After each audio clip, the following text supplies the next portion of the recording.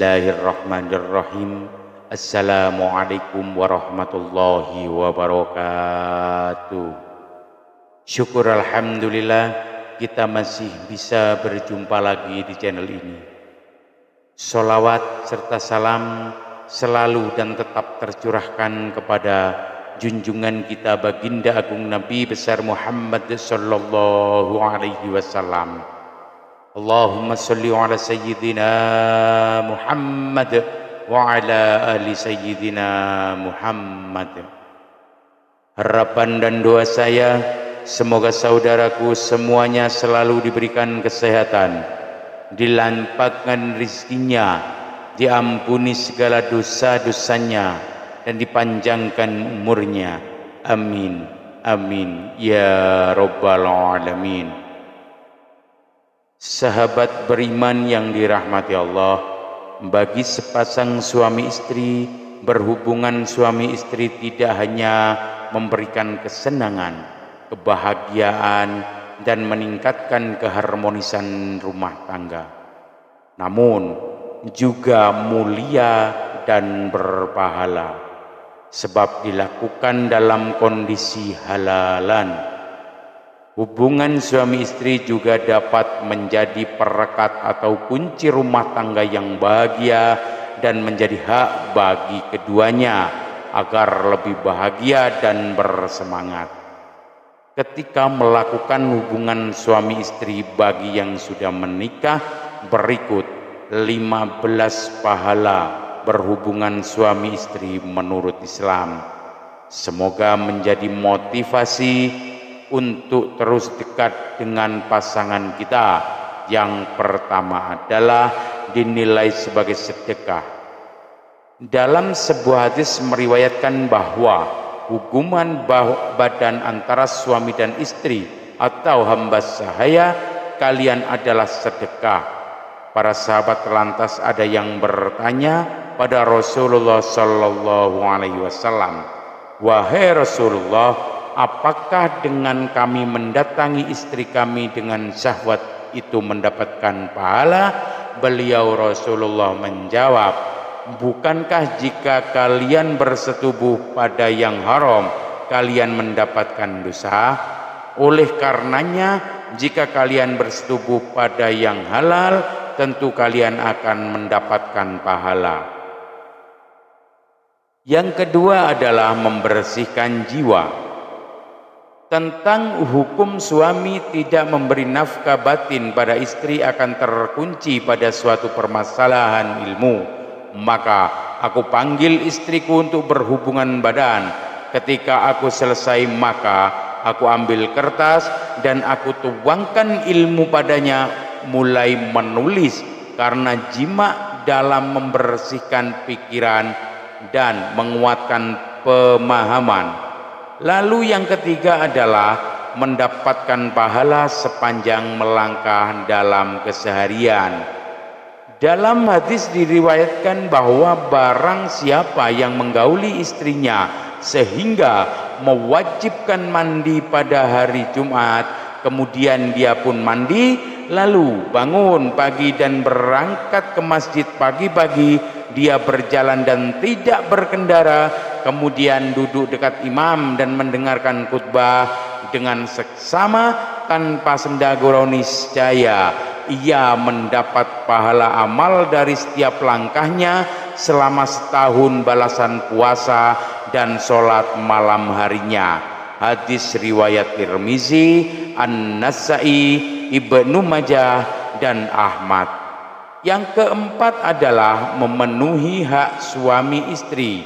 Dari Husain bin Mizan bahwasanya saudara perempuan dari bapaknya yaitu bibinya pernah mendatangi Rasulullah sallallahu alaihi wasallam karena ada suatu keperluan. Setelah menyelesaikan keperluannya tersebut, Nabi Muhammad sallallahu alaihi wasallam bertanya, "Apakah engkau telah bersuami?" Bibi itu menjawab, "Sudah." Beliau bertanya lagi, "Bagaimana sikapmu kepada suamimu?" Ia menjawab, "Aku tidak pernah mengurangi haknya kecuali yang aku tidak mampu mengerjakannya." Maka Rasulullah Shallallahu Alaihi Wasallam menjawab, perhatikanlah bagaimana hubunganmu dengannya, karena suami merupakan surgamu dan nerakamu. Nabi Muhammad Shallallahu Alaihi Wasallam bersabda, demi Allah yang jiwa Muhammad berada di tangannya, seorang wanita tidak akan bisa menunaikan hak Allah sebelum ia menunaikan hak suaminya. Andaikan suami meminta dirinya padahal ia sedang berada di atas punggung unta, maka ia istri tetap tidak boleh menolak. Yang kelima adalah jalan ke surga. Di dalam Quran surat An-Nisa ayat 114, Allah Subhanahu wa taala berfirman, tidak ada kebaikan pada kebanyakan bisikan-bisikan mereka kecuali bisikan-bisikan dari orang yang menyuruh manusia memberi sedekah atau berbuat ma'ruf atau mengadakan perdamaian di antara manusia. Dan barang siapa yang berbuat demikian karena mencari keridhaan Allah, maka kelak kami memberi kepadanya pahala yang besar. Yang keenam adalah pahala seperti kurban. Rasulullah Shallallahu Alaihi Wasallam bersabda, barang siapa mandi di hari Jumat seperti mandi janabah, kemudian datang di waktu yang pertama, ia seperti berkurban seekor unta. Barang siapa yang datang di waktu yang kedua, maka ia seperti berkurban seekor sapi. Barang siapa yang datang di waktu yang ketiga, ia seperti berkurban seekor kambing gibas. Barang siapa yang datang di waktu yang keempat, ia seperti berkurban seekor ayam. Yang ketujuh adalah didoakan malaikat. Diriwayatkan dalam sebuah hadis, dan barang siapa yang datang di waktu yang kelima, maka ia seperti berkurban sebutir telur. Apabila imam telah keluar dan memulai khutbah, malaikat hadir dan ikut mendengarkan zikir khutbah. Hadis riwayat Bukhari dan Muslim. Yang kedelapan adalah jauh dari laknat. Dari Abu Hurairah radhiyallahu anhu, Rasulullah Shallallahu Alaihi Wasallam bersabda, jika seorang pria mengajak istrinya ke ranjang dan pasti istri enggan memenuhinya, maka malaikat akan melaknatnya hingga waktu subuh. Hadis riwayat Bukhari dan Muslim. Yang kesembilan adalah membahagiakan diri.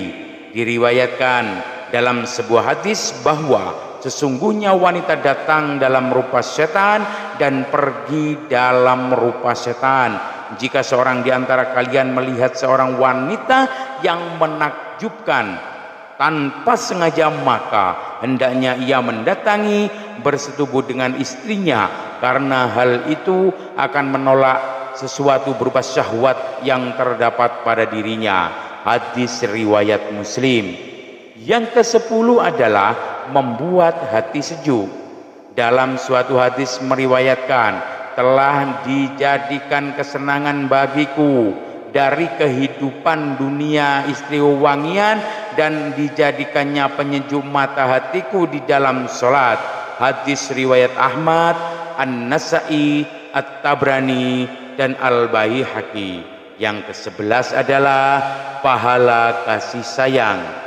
Telah menceritakan kepadaku bapakku bahwa dia melaksanakan haji bersama Nabi Shallallahu Alaihi Wasallam. Beliau bertahmid dan memuji Allah. Beliau memberi peringatan dan nasihat. Beliau menuturkan cerita dalam hadisnya. Lantas beliau bersabda, ketahuilah, berbuat baiklah terhadap wanita, karena mereka adalah tawanan kalian. Kalian tidak berhak atas mereka lebih dari itu, kecuali jika mereka melakukan perbuatan keji yang nyata. Jika mereka melakukannya, jauhilah mereka di tempat tidur dan pukullah mereka dengan pukulan yang tidak menyakitkan. Jika mereka mentaatimu, maka janganlah kamu mencari-cari jalan untuk menyusahkannya. Ketahuilah kalian memiliki hak atas istri kalian, dan istri kalian memiliki hak atas kalian. Hak kalian atas istri kalian ialah dia tidak boleh memasukkan orang yang kalian benci ke tempat tidur kalian, tidak boleh memasukkan seorang yang kalian benci ke dalam rumah kalian. Ketahuilah hak istri atas kalian ialah kalian berbuat baik kepada mereka dalam memberikan pakaian dan makanan kepada mereka. Hadis riwayat At-Tirmizi. Yang ke-12 adalah menjadi pasangan terbaik. Aisyah radhiyallahu anha berkata, Rasulullah shallallahu alaihi wasallam bersabda, sebaik-baik kalian adalah suami yang paling baik terhadap keluarganya, dan aku adalah yang paling baik terhadap keluargaku. Hadis riwayat At-Tirmizi. Yang ke-13 adalah pahala mengalir sepanjang waktu. Pahala akan terus mengalir bagi suami istri yang berhubungan badan, sebab hubungan badan memberi kebahagiaan. Selain itu, dari kebahagiaan yang diberikan tersebut akan membuat pahala terus mengalir untuk keduanya, sehingga kasih dan sayang antara sesama selalu meningkat dan jauh dari permasalahan rumah tangga. Yang ke-14 adalah mencegah keburukan dengan melakukan hubungan suami istri. Tentu akan menjauhkan dari keburukan, yakni menjauhkan dari maksiat, yaitu zina mata, zina hati, dan sebagainya. Hal itu dikarenakan apa yang diinginkan telah dipenuhi oleh pasangannya, sehingga ia tidak butuh hal lain dari luar untuk bahagia, cukup dengan istri atau suaminya saja. Kemudian yang 15 adalah jauh dari maksiat. Yang dihalalkan bagi kamu pada malam hari bulan puasa bercampur dengan istri-istri kamu, mereka adalah pakaian bagimu dan kamu pun adalah pakaian bagi mereka. Allah mengetahui bahwasannya kamu tidak dapat menahan nafsumu, karena itu Allah mengampuni kamu dan memberi maaf kepadamu. Maka sekarang campurilah mereka dan ikutilah apa yang telah ditetapkan Allah untukmu, dan makan minumlah hingga terang bagimu benang putih dari benang hitam, yaitu fajar. Kemudian sempurnakanlah puasa itu sampai datang malam, tetapi janganlah kamu campuri mereka itu sedang kamu beritikaf dalam masjid. Itulah larangan Allah, maka janganlah kamu mendekatinya. Demikianlah Allah menerangkan ayat-ayatnya kepada manusia supaya mereka bertakwa. Quran Surah Al-Baqarah ayat 187. Sahabat beriman yang dirahmati Allah, semoga menjadi wawasan berkualitas dan menjadi motivasi untuk kita semua agar terus meningkatkan kedekatan dan kasih sayang dengan suami istri, sehingga dapat menjadikan hal tersebut sebagai jalan pahala dan dapat mencegah kemaksiatan. Amin amin ya rabbal alamin. Wallahu a'lam bissawab. Demikian yang saya bagikan, semoga bermanfaat untuk kita semuanya. Mohon maaf atas segala kekurangan. Usikum wa nafsi bitaqwallah. Assalamualaikum warahmatullahi wabarakatuh.